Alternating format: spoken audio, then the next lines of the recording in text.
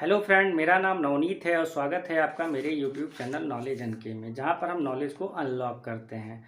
Friend, आज मैं यहां पर एक इम्पॉर्टेंट टॉपिक डिस्कस करने जा रहा हूं। स्पेशली फार्मेसी स्टूडेंट है जो भी डिप्लोमा इन फार्मेसी का कोर्स कर रहे हैं या करने जा रहे हैं, उनके लिए ये काफ़ी इम्पॉर्टेंट टॉपिक है। तो फार्मेसी जो जो भी कर रहे हैं या कर चुके हैं, उनको बहुत अच्छी तरह से पता होगा कि डिप्लोमा इन फार्मेसी का जब वो कोर्स कंप्लीट कर लेते हैं, उसके बाद वो 3 महीने का किसी भी हॉस्पिटल में ट्रेनिंग करते हैं और उसके बाद उनको जाके जो भी फार्मेसी काउंसिल ऑफ इंडिया है वहाँ पर जाकर अपना रजिस्ट्रेशन कराना पड़ता है। और एक बार जब उनका रजिस्ट्रेशन प्रोसेस कंप्लीट हो जाता है, उसके बाद ही वो रजिस्टर्ड फार्मासिस्ट बनते हैं। और रजिस्टर्ड फार्मासिस्ट बनने के बाद वो किसी भी गवर्नमेंट जॉब में अप्लाई भी कर सकते हैं। दूसरा ये है कि वो अपना मेडिकल स्टोर भी ओपन कर सकते हैं। लेकिन अभी रिसेंट सर्कुलर आया है गजट ऑफ इंडिया 24 फरवरी 2022 को, पार्ट 3 सेक्शन 4, जिसमें इन्होंने कहा है कि जब इस साल से जो भी फार्मेसी स्टूडेंट पास आउट हुए हैं और जो भी आगे एडमिशन लेंगे डिप्लोमा इन फार्मेसी में, तो उनको डी फार्मा यानी डिप्लोमा इन फार्मेसी का कोर्स कंप्लीट करने के बाद जो है उनको 3 महीने का हॉस्पिटल में ट्रेनिंग करना पड़ेगा। उसके साथ ही DPEE यानी डिप्लोमा फार्मेसी एग्ज़िट एग्ज़ाम भी देना होगा, जिसका उन्होंने पूरा गजट ऑफ इंडिया में पूरा कंप्लीट डिटेल्स दिया हुआ है। कोर्सेज़ क्या क्या होंगे, सब्जेक्ट क्या क्या होंगे, कौन कौन कराएगा और कैसे कराएगा। तो आपको DPEE का एग्ज़ाम देना होगा और उसको पास करना होगा। जब एक बार आप DPE के एग्ज़ाम में पास हो जाएंगे, उसके बाद ही आप जो है अपना रजिस्ट्रेशन करवा सकते हैं। जो भी फार्मेसी काउंसिल हो, चाहे वो दिल्ली फार्मेसी काउंसिल हो या यूपी फार्मेसी काउंसिल हो या MP फार्मेसी काउंसिल हो। और जब एक बार अपना आप रजिस्ट्रेशन करा लेंगे अपने फार्मेसी काउंसिल में, उसके बाद अपना मेडिकल स्टोर भी खोल सकते हैं और किसी भी गवर्नमेंट जॉब में अप्लाई कर सकते हैं फार्मासिस्ट के लिए। तो मैं कंप्लीट डिटेल्स में आगे बात करूंगा, तो बने रहिए मेरे साथ।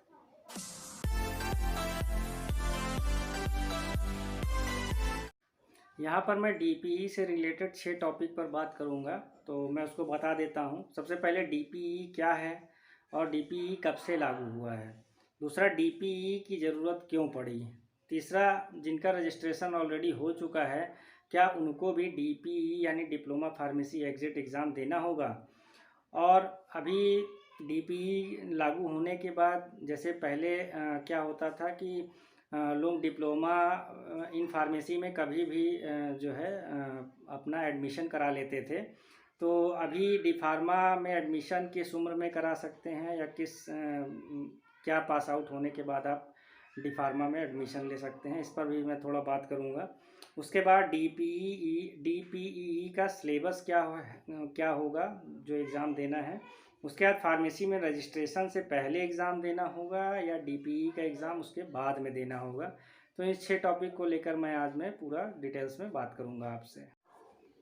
सबसे पहले टॉपिक की बात करते हैं, DPEE क्या है और DPEE कब से लागू हुआ। तो DPEE का मतलब होता है डिप्लोमा फार्मेसी एग्ज़िट एग्ज़ाम, यानी कि आपने डिप्लोमा इन फार्मेसी 2 साल का जो कोर्स होता है उसको कंप्लीट कर लिया है और उसके बाद जो है आप 3 महीने का किसी भी हॉस्पिटल में ट्रेनिंग भी कर लेते हैं, तो आपको फिर रजिस्ट्रेशन कराना पड़ता है। तो रजिस्ट्रेशन कराने के पहले आपको DPEE यानी डिप्लोमा फार्मेसी एग्ज़िट एग्ज़ाम देना होगा और उसके बाद ही आप अपना रजिस्ट्रेशन एज अ फार्मासिस्ट करा सकते हैं अपने फार्मेसी काउंसिल में, जो भी आपका है। उसके बाद ये कब से लागू हुआ, तो gazette of India dated on 24 फरवरी 2022 यानी गजट ऑफ इंडिया में 24 फरवरी 2022 को ये प्रकाशित हो गया है पार्ट 3 सेक्शन 4 में। तो ऑलरेडी ये लागू हो चुका है। तो कोई भी चीज़ गजट ऑफ इंडिया में जब आ जाती है तो यानी कि वो पब्लिक को नोटिस हो जाती है कि ये चीज़ लागू हो चुकी है। तो ऑलरेडी जो है DPE का एग्ज़ाम, जो भी फार्मेसी का एग्ज़ाम पास कर चुका है 2 साल का कोर्स, उसको देना होगा और इसको भी पास करना होगा। अब एक दूसरे टॉपिक पे आ जाते हैं, DPE एग्ज़ाम देने की ज़रूरत क्यों पड़ी। तो अभी हाल ही में देखेंगे कि जैसे पहले क्या होता था कि ऑफलाइन सिस्टम था, यानी रजिस्ट्रेशन जब डिप्लोमा इन फार्मेसी का कोर्स आप कंप्लीट कर लेते थे, उसके बाद आप अपना रजिस्ट्रेशन करा लेते थे, तो रजिस्ट्रेशन करने के बाद क्या होता था कि ऑफलाइन सारा प्रोसेस होता था। कोई भी किसी भी डीआई यानी ड्रग इंस्पेक्टर के पास जो है कोई रिकॉर्ड नहीं होता था किसी फार्मासिस्ट का। तो वो फिजिकली जब किसी मेडिकल स्टोर पे जाते थे तो वहाँ पर वो उनका चेक कर पाते थे कि इस रजिस्ट्रेशन पे कौन सा मेडिकल स्टोर संचालित हो रहा है या चल हो रहा है। लेकिन अभी आप 1-2 साल से देखेंगे कि जिनका जिनका रिन्यूअल प्रोसेस रिन्यू हो रहा है फार्मासिस्ट का रजिस्ट्रेशन जो है, तो उनकी सारी चीज़ें ऑनलाइन की जा रही हैं। तो ऑनलाइन में क्या है कि उनका सारा डॉक्यूमेंट्स जो है ऑनलाइन किया जा रहा है, स्कैन करके डाउनलोड करके पोर्टल पे फार्मेसी के डाला जा रहा है। तो इससे हो क्या रहा है कि कोई भी जो फार्मेसी कर रखा है, जिसने रजिस्ट्रेशन करा रखा है, तो एक फार्मेसी का जो रजिस्ट्रेशन है उस पर एक ही मेडिकल स्टोर संचालित हो सकता था। पहले जब ये ऑफलाइन था, सारे डॉक्यूमेंट्स ऑफलाइन थे, तो इसमें पता नहीं चलता था कि एक रजिस्ट्रेशन पे, एक फार्मासिस्ट रजिस्ट्रेशन पे कितने मेडिकल स्टोर चल रहे हैं। लेकिन जब से ये चीज़ें ऑनलाइन होने लगी हैं तब से जो है एक रजिस्ट्रेशन पे एक ही मेडिकल स्टोर संचालित हो पा रहा है। इससे हुआ क्या कि फार्मासिस्ट की संख्या जो था वो इंडिया में बहुत कम थी, लेकिन मेडिकल स्टोर बहुत ज़्यादा थे। तो जब ये ऑनलाइन प्रोसेस होने लगा तो बहुत सारे जो मेडिकल स्टोर जो संचालित कर रहे थे, उन्होंने क्या किया कि बहुत सारे कॉलेजेस में बात की और वहाँ पर वो जाते भी नहीं हैं, केवल एडमिशन खुद का करा लिया है या किसी भी का भी करा लिया है। और कराने के बाद वो नकल के थ्रू या जैसे तैसे वो डिप्लोमा इन फार्मेसी का कोर्स कर ले रहे हैं। अभी रिसेंट में स्टिंग ऑपरेशन भी हुआ है, जिसमें 1.5 लाख 2 लाख रुपए आप दीजिए और आपको डिप्लोमा इन फार्मेसी का में एडमिशन ले लीजिए। आपको जाने की भी ज़रूरत नहीं है और आपको बाकायदे आपका रजिस्ट्रेशन, आपका जो है डिग्री, आपका जो है पूरा कोर्स का सर्टिफिकेट और जो मार्कशीट सारा आपको 2 साल बाद जो है ड्यूरेशन कंप्लीट होने के बाद आपको प्रोवाइड कर ले रहे थे।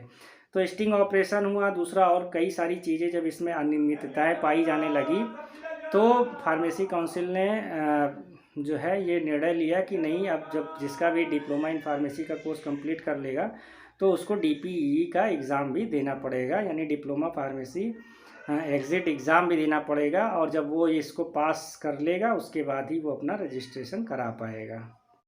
अब अगला टॉपिक हम लेते हैं कि जिनका रजिस्ट्रेशन हो चुका है ऑलरेडी, तो उनको भी ये एग्ज़ाम देना होगा क्या? नहीं, ऐसा नहीं है। अगर जिनका रजिस्ट्रेशन पहले से हो चुका है और उनको उनका फार्मासिस्ट का रजिस्ट्रेशन नंबर अलॉट हो चुका है, उनको डीपीई का एग्ज़ाम देने की ज़रूरत नहीं है।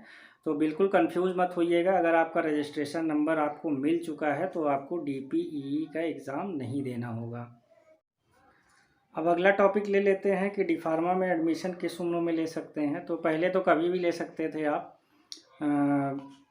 अभी क्या है कि सर्कुलर आने के बाद जो है जिसको भी डी फार्मा में एडमिशन लेना है, 12th पास आउट होने के बाद जब वो 12th कोई भी अपना कंप्लीट कर ले, उसके 5 साल के भीतर ही वो अपना एडमिशन डी फार्मा में करा सकता है। तो ये चीज़ भी आप जान लीजिए। अब आता है डीपीई का सिलेबस क्या है। तो मैं आपको जो है इसमें गजट में ही दिखा देता हूँ कि जो डीपीई का एग्ज़ाम कंडक्ट करा रही है फार्मेसी काउंसिल ऑफ इंडिया, तो उसका सिलेबस क्या है। तो गजट में साफ साफ लिखा हुआ है कि डीपीई का जो भी सिलेबस होगा, पीसीआई उसको अपडेट करती रहेगी टाइम टाइम पर। तो अभी का उन्होंने बता दिया है, लेकिन अगर कुछ भी सब्जेक्ट्स में उन्होंने पीसीआई को अपडेट करना होगा तो वो टाइम टू टाइम जो है स्टूडेंट्स को इसको बताती रहेगी। उसके बाद गजट में और चीज़ें लिखी है कि साल भर में जो है डीपीई का एग्ज़ाम अभी 2 बार जो है कंडक्ट कराएगी पीसीआई, लेकिन अगर ज़रूरत पड़ी तो वो फ्रीक्वेंसी ऑफ एग्ज़ाम बढ़ा सकते हैं, यानी कि एग्ज़ाम हो सकता हो 3 साल, 1 साल में 3 बार लें या 4 बार लें। लेकिन अभी जो है उन्होंने जो फ्रीक्वेंसी सेट की है वो केवल 2 बार, साल भर में वो डीपीई का एग्ज़ाम 2 बार लेंगे। उसके बाद इन्होंने कहा है कि पीसीआई जो है वो 3 पेपर लेगी, है ना, 3 पेपर लेगी। उसमें मल्टीपल चॉइस क्वेश्चन होंगे। अब सब्जेक्ट उसमें कौन कौन सा है, फार्मास्यूटिक्स है, फार्माकोलॉजी है, फार्माकोग्नोसी है, फार्मास्यूटिकल केमिस्ट्री है, बायोकेमिस्ट्री है, हॉस्पिटल एंड क्लिनिकल फार्मेसी है, फार्मास्यूटिकल ज्यूरिस्प्रूडेंस है, ड्रग स्टोर मैनेजमेंट है।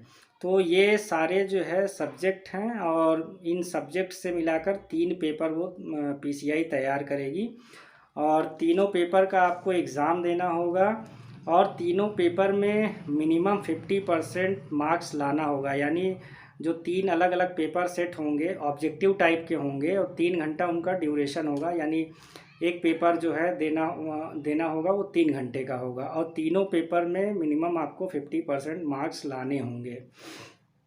और उसके अलावा लिखा है कि जैसे एक अटेम्प्ट आप दे रहे हैं, मान लीजिए जो भी अटेम्प्ट में आप दे रहे हैं एग्ज़ाम का, उसमें तीनों पेपर में आपको मिनिमम 50% मार्क्स लाना होगा।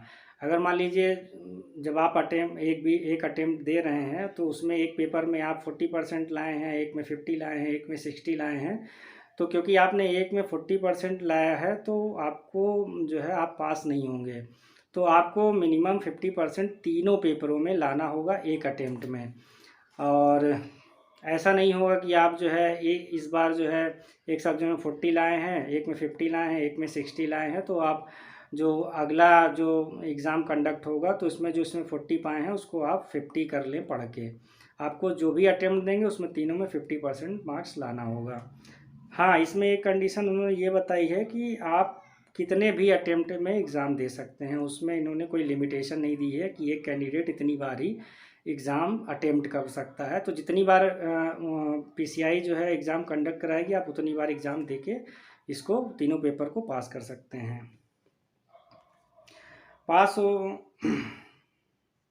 अब जैसे एक बार डीपीई का एग्ज़ाम जो है जिसने पास कर लिया है तो उसको एक सर्टिफिकेट मिलेगा। तो जब वो रजिस्ट्रेशन कराने जाएंगे जो अपने फार्मेसी काउंसिल में जो भी होगा उनका यूपी एमपी या दिल्ली या जिस भी स्टेट का फार्मेसी काउंसिल होगा, जब वो अपना रजिस्ट्रेशन कराने जाएंगे तो उनको ये सर्टिफिकेट जो है और सारे डॉक्यूमेंट्स के साथ में दिखाना पड़ेगा, उसके बाद ही उनका रजिस्ट्रेशन होगा। तो लास्ट टॉपिक पे आ जाती हैं, फार्मेसी में रजिस्ट्रेशन से पहले एग्ज़ाम देना होगा या बाद में होगा। तो जाहिर सी बात है, मैंने पहले ही बता दिया है कि आपको रजिस्ट्रेशन कराने से पहले ही डीपीई का एग्ज़ाम पास करना होगा। तो फ्रेंड्स, अगर ये वीडियो आपको पसंद आई हो तो लाइक एंड सब्सक्राइब करना मत भूलिएगा, जिससे आने वाली जो भी अपडेट्स होगी फार्मेसी से रिलेटेड वो मैं आप तक आसानी से पहुंचा दूंगा। आपका बहुत बहुत धन्यवाद।